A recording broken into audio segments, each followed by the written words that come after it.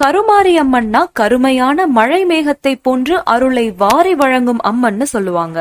கருமாரி அம்மன் எழுந்தருளி இருக்கும் திருவேறுகாடு கோவில் பத்தி தான் இந்த காணொளியில பார்க்க போறோம். முன்னொரு காலத்துல சிவபெருமான் சில நாட்கள் கைலாயத்தை விட்டு செல்ல வேண்டிய சூழ்நிலை ஏற்பட்டுச்சு. அப்போ படைத்தல், காத்தல், அழித்தல், மறைத்தல், அருளல்னு 5 தொழிலையும் அம்மன் கிட்ட ஒப்படைச்சிட்டு போறாரு. சிவபெருமானோட ஆணைப்படி அன்னையும் அகத்தியர்ட்ட தாம் எழுந்தருள தகுந்த இடம் வேணும்னு கேக்குறாங்க.